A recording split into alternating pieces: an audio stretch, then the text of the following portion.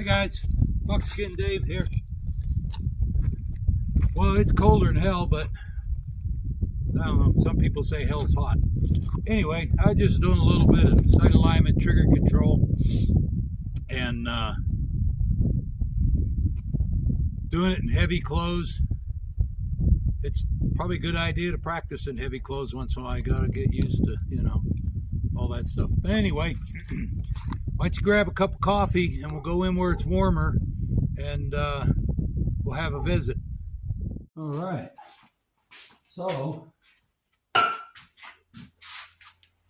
apparently while I was shooting, my UPS guy dropped off a package from Dixie, which probably has our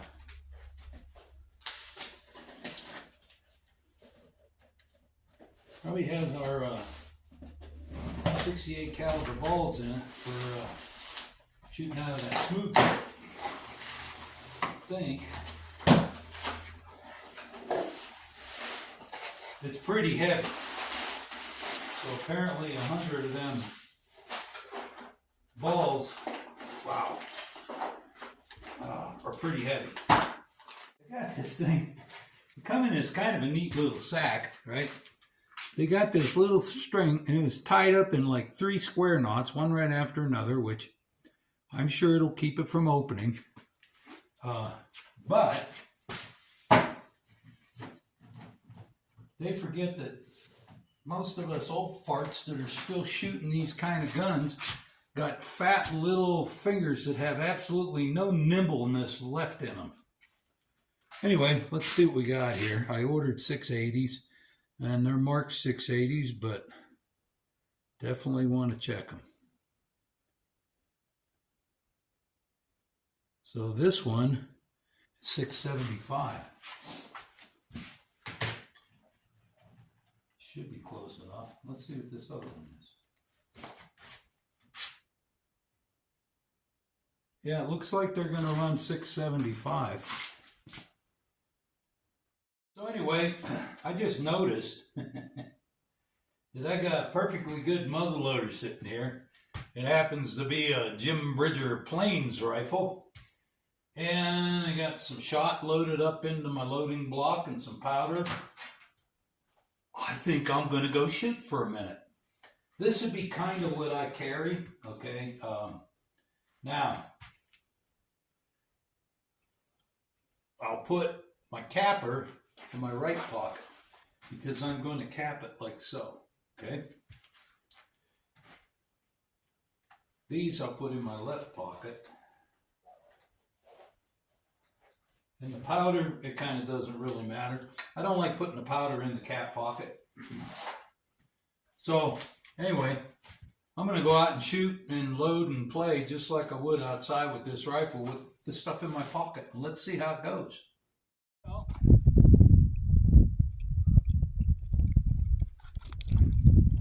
never turn down an opportunity when I see some 45 brass.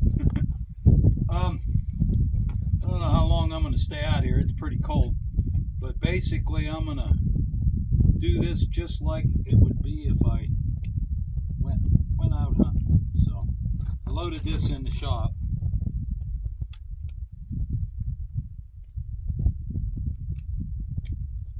So let's take our first shot.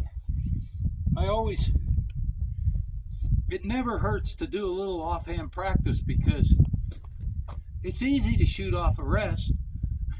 You can hold steady.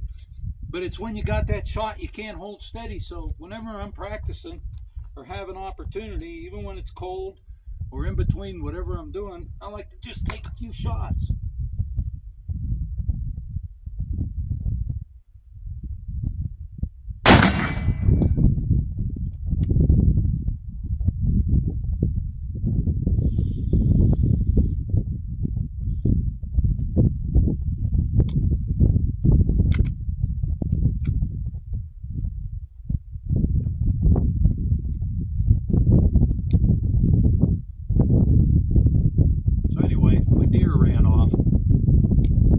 get loaded up.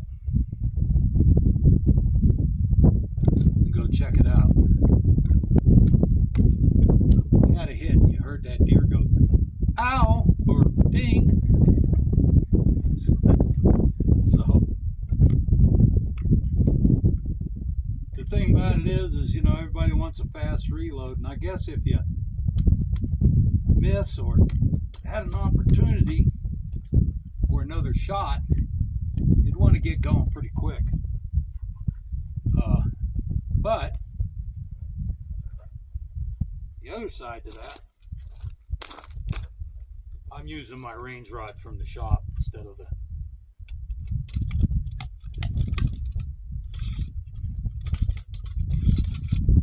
in reality, if you have a hit, the deer runs off, you're better off taking your time anyway. So, oh, I love when this happens. Every once in a while, I knew it was going to happen here. These caps flip off, flip over. They don't come out right. I kind of thought that was coming. So I'll just take one out by hand. Okay, put that on there. Oh, so we've snuck up on our deer. Apparently he needs another shot.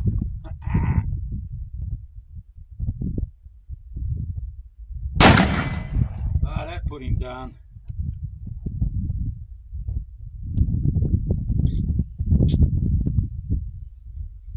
So in the old days, we used to teach blowing down the barrel to put out the spark. And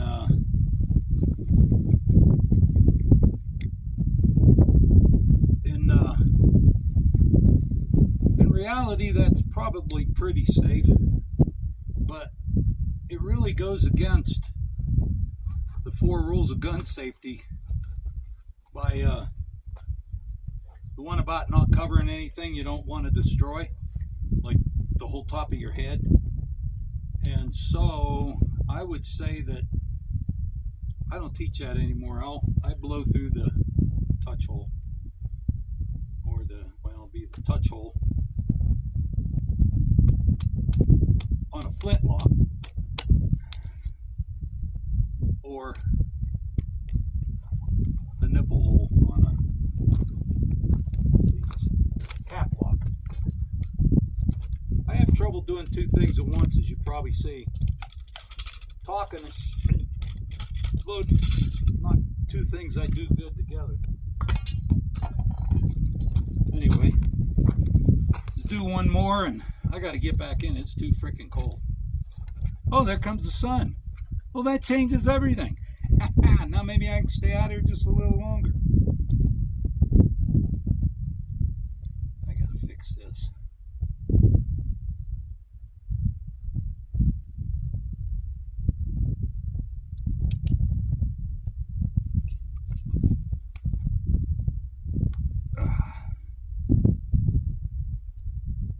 Well, it's definitely not a repeater, is it?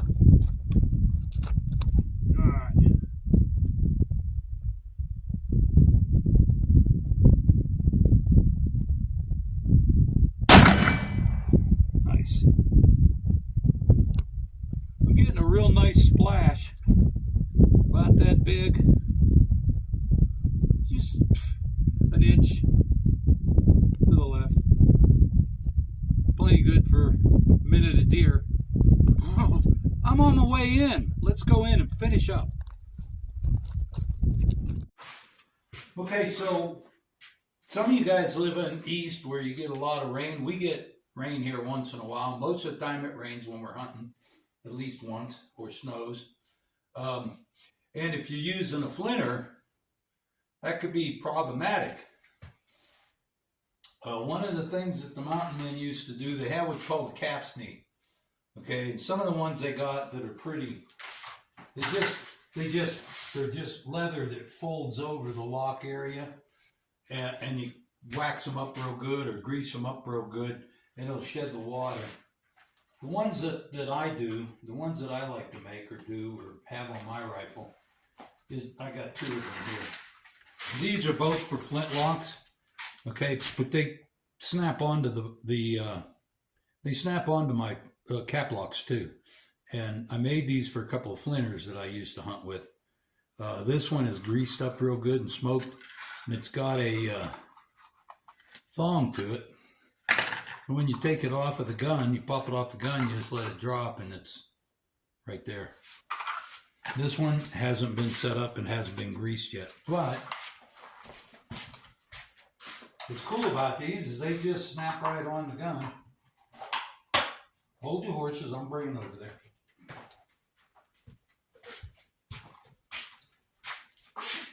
So they just snap onto the gun, and like I say, this one's made for a flinter, but if you tie this up or keep it in your finger or however you want, and it comes time to shoot, you just pop it off and let it drop, and you're going to go, you know. I usually tie it off to the thing and it drops. So anyway, just a tidbit, something that is kind of authentic. All you do with this to make this is get you a piece of rawhide, soak it down real good, okay? Then wrap your rifle with saran wrap really good. You get this all soaked up and wrap it around your lock and tie it off with this thong.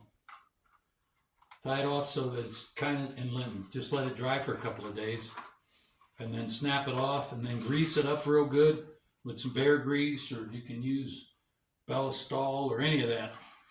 A grease is better than Ballistol, but Ballistol will waterproof it. This one I threw in the smoker too before I Ballistoled it, but you can do that if you want. So anyway, that's all I got for you this time.